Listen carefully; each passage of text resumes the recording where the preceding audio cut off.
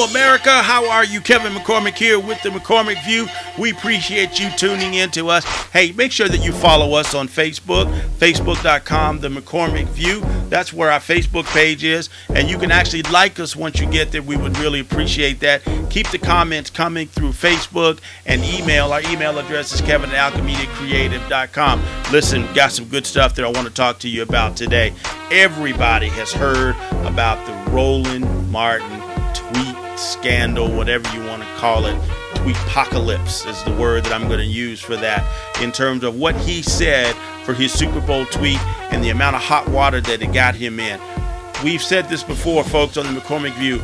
With your communications, you got to be aware of who your audience is, and you do have to be careful with what you say. But the question that I have about the Roland Martin situation is, did he really say something that was grossly offensive, or was he just expressing an opinion? Because I really do believe that we are getting to a very dangerous point in our communications discourse here in the U.S., where you almost can't say anything that's offensive to anybody, which means that you as an individual, you can't have an opinion.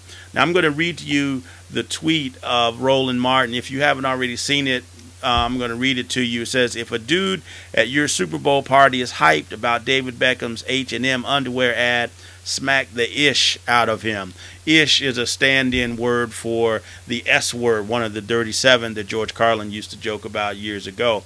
But listen, I watched that Super Bowl ad with David Beckham. Okay, the H&M ad. David Beckham was modeling his own underwear. Okay, so good for him that he's got the kind of bod to be able to do that. But I'm going to tell you right now, David Beckham's underwear aren't made for guys like me. I'm 6 feet tall, 300 plus pounds.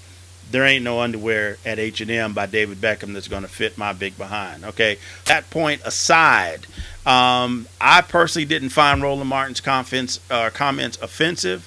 And I was thinking something similar, but not quite as aggressive as that, because when I watched that ad, I felt like my eyeballs got scorched. Okay, it wasn't an ad for me. I don't think it was an ad for guys. It was an ad for women. Okay, because everybody knows that women control a lot of the buying decisions in most households, especially when there is a couple involved. And women buy a lot of clothes for their men. And if she sees David Beckham in an underwear ad, and her man even has close a third of the body that David Beckham has, being a professional soccer player, women are going to buy their men those underwear and say, here, I want you to wear these underwear. And most guys are not going to question that because they appreciate the gesture. But back to Roland Martin's comments. Were they offensive? The gay and lesbian community took them as being highly offensive. I personally didn't find them offensive. I think Roland probably should have had a private tweet chat group set up to send out some comments like that, or maybe just not have tweeted those comments at all so that they didn't get out into the broader world, and just kind of kept that comment among private folks in his home who may have been at his house watching a Super Bowl or wherever he happened to be. I think that was really his biggest mistake. I don't think his comments were offensive. I think that they were basically made in a joking manner. And anybody out there who says that this equates to gay bashing, I beg to differ. I disagree. I think this is just a man who's not homosexual expressing an opinion that he really would prefer not to see an H&M ad splashed across his screen with a half-naked guy with, showing all of his equipment. That doesn't appeal to most men. Would it appeal to some homosexual men? Yeah, it probably would. And that's good for them. Okay, but if I'm in a group of guys, and all of a sudden some guy in my group gets hyped up about this H&M ad, I'm going to look at him a little different and say, dude, I didn't know that you were gay. Are you gay? And if he is gay, it's not a big deal. It's not a problem being gay. It's just that it's a problem watching that ad, because it's not made for men. It's made for women. Clearly, it's made for women. Women comprise over 50% of the Super Bowl viewing audience every year.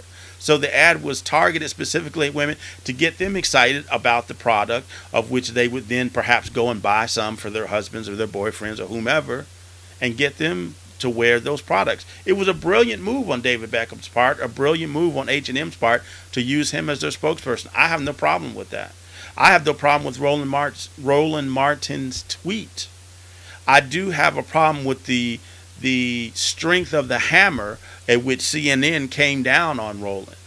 And so my take on this whole situation is that Roland Martin really was not that far out of line. He just probably should have not tweeted that out to his broad public tweet circle.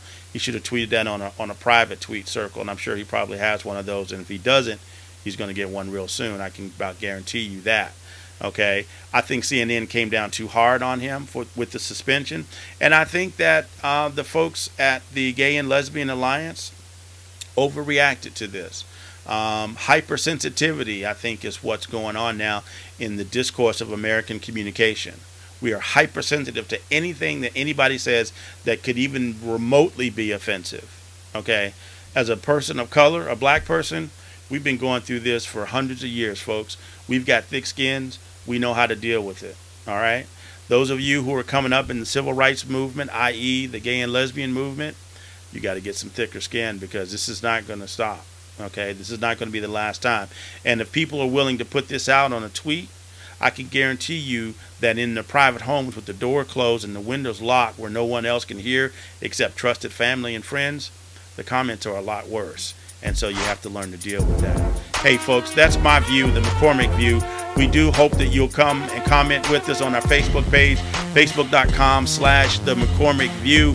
You can also hit us up on Twitter. Our Twitter handle as THEMCVIEW, the McView. That's our Twitter handle. And you can send me an email to Kevin@alchemediacreative.com.